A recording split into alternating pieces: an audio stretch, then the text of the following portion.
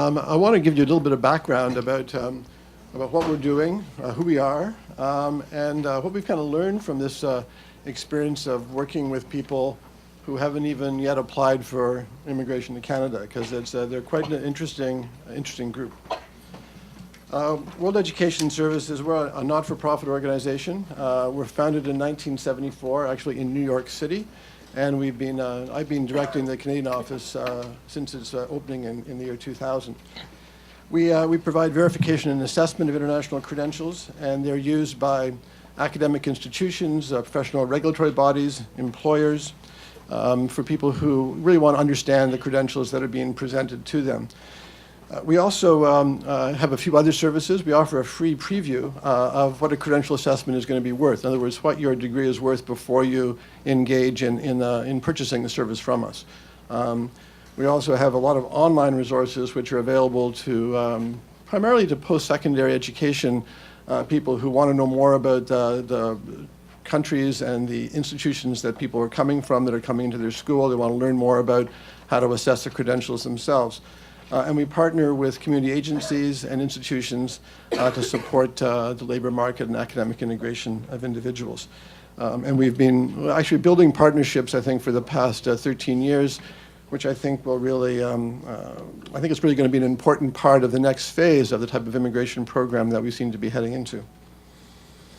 Don't want to go over this. I think everybody understands the proposition, where we have a highly educated group of immigrants, twice as likely to have post-secondary education as Canadians, but they're twice as likely to not be employed in the field of study in which they have skills in. And employers are concerned about education, the quality of education. They're concerned about the language ability of potential employers, and they're concerned about the work experience that they bring with them. And I guess those are the reasons why the Government of Canada is looking at changing how we select skilled immigrants. Now, out of the 250,000 people that come to Canada each year, the number that are selected as principal applicants under the Federal Skilled Worker Program is pretty small. I mean, obviously they bring dependents with them, but the numbers that are selected under the program that we've been involved in overseas assessment is 5,000 with an additional 1,000 under the PhD program. And over the past year or so, the building this program, doing an RFP for organizations that wanted to participate in it, and selecting agencies has resulted in 4 designated agencies that immigrants are referred to, or potential immigrants are referred to, before they apply to come to Canada.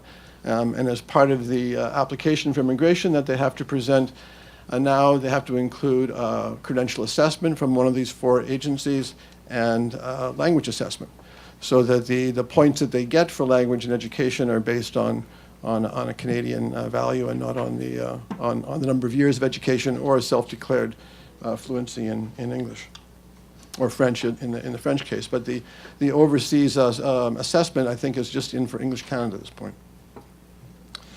So since April, middle of April, we've received over 25,000 applications from potential immigrants. And just as a kind of a sense of scale, in the year 2012, we received about 10,000 applications overall. So there's a very, very high demand for this, for coming to Canada. We've completed over 19,000 assessments already, and some on hold, either because we don't have documents or because people haven't yet paid. I mean, they just put their application in, and perhaps they're deciding maybe later whether they're going to actually go ahead with it. Interesting, we've got a lot of people who've just kind of put I guess a holding pattern in there. But what we're also seeing is that there's not a big change in the countries of education that people are coming from. And I'll give you a breakdown of that later.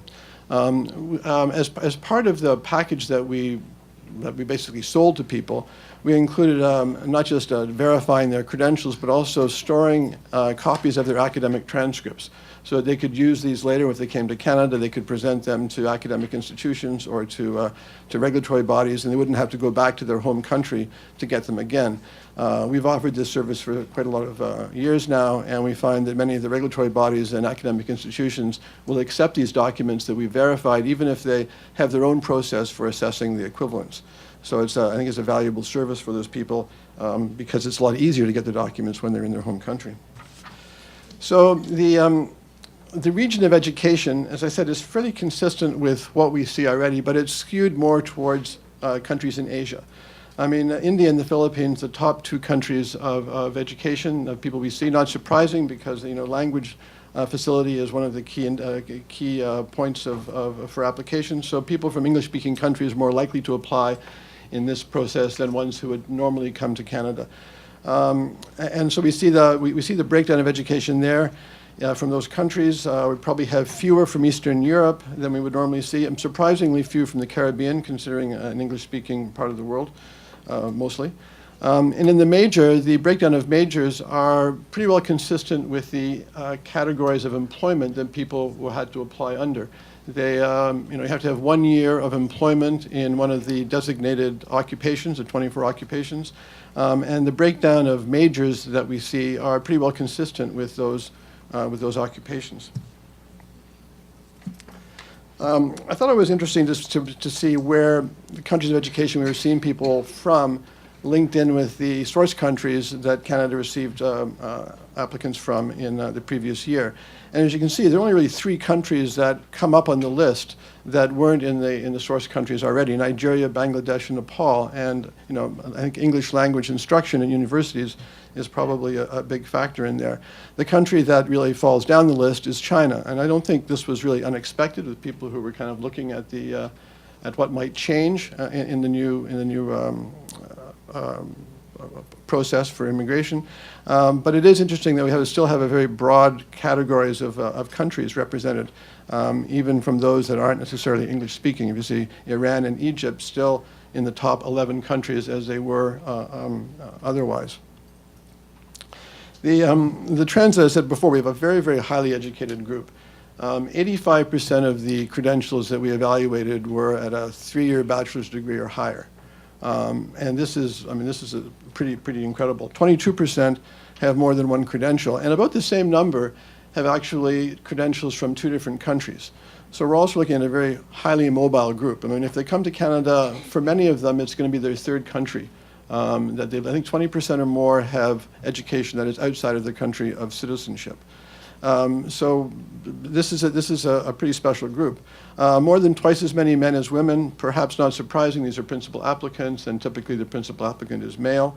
We normally would see about a breakdown of 50-50 in the type of applicants that come to us in a normal year. The Philippines is the exception there, probably because of the number of Filipino applicants that come from the healthcare professions. It's an old group, 33. Not surprising if you look at the education that they brought with them. But I mean, old in that we're trying to bring in a younger group of people. These are people who have education, but also many years of experience. It's interesting that this age actually is very close to what I think a lot of international student populations are looking like now. I mean, it seems to be an older group, more educated group with years of experience in the workforce, and not people that are coming directly into university from high school. And I think nice to know that only 3 of those 25,000 applicants have had fraudulent credentials that we've caught. I mean, actually, of the 19,000 that we've completed, only 3 were considered fraudulent. So I think some of the things that we learned, some of the things that we expected really, were that it was going to be easier for people to get academic documents from their home country, in their home country. There are fewer delays. The processing time is very quick for us. We found that the average time of processing an application, once we had all the documents in place, was 3 to 4 days, and 19 days for people who hadn't yet got their documents, but were going to get them after the application came in. There was very, very high demand for rush services in the first few weeks, and that's kind of tapered off now. There was a big demand early because they wanted to be first in line, I suppose, when the application process opened. And everybody was chatting in the web chat rooms about what to do, who to apply to, how to get their application processed quicker. We surveyed applicants very quickly. We surveyed about 9,500 applicants soon after we started this process to see how we were doing, but also a little bit more about them. We had a very good response rate. But what we found was 71% thought that we should be providing other services, not just credential assessment, but helping them with information and support for employment or education-related services. And I think this speaks to how we might look to the future and how we might want to collaborate with other organizations. But interestingly, what are we going to do with the 20,000 people who have applied for credential assessments and received them, but aren't going to be accepted under the Federal Skilled Worker Program? Will they come under other streams? Will some of them be spouses who, the husband and wife both applied? Will some of them come to universities? Will some of them want to apply as temporary foreign workers? I think we need to know more about them because they're interested in coming to Canada. They have the skills and qualifications we're looking for, but only a few of them are going to be successful.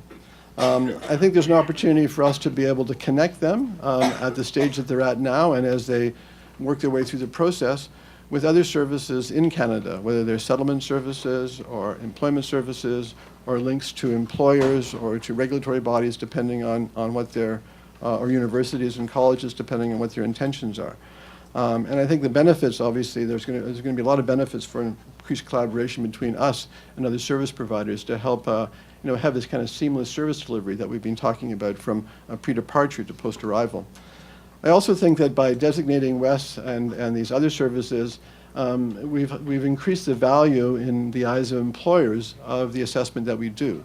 And as kind of a government-designated service, employers who are considering newcomers will perhaps trust the assessment and the results of our assessments more than they might have otherwise.